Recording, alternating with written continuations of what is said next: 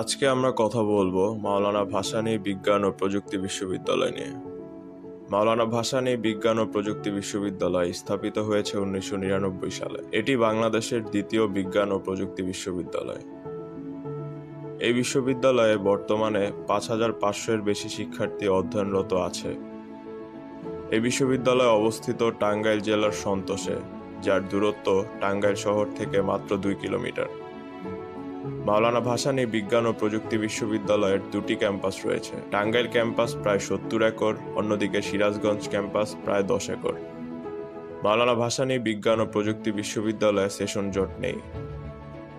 এই বিশ্ববিদ্যালয়ে বর্তমানে 7টি হল রয়েছে, 4টি হল ছাত্রদের, 3টি হল ছাত্রীদের। এই বিশ্ববিদ্যালয়ে প্রথম বর্ষে হলে সিট পাওয়ার সম্ভাবনা থাকে। এই বিশ্ববিদ্যালয়ে শহরের নির্ধারিত রুটে নির্ধারিত সময়ে বাস সার্ভিস চলমান থাকে। এছাড়া সপ্তাহে একদিন ক্যাম্পাস টু ঢাকা এবং ঢাকা টু ক্যাম্পাসের বাস সার্ভিস চলমান রয়েছে।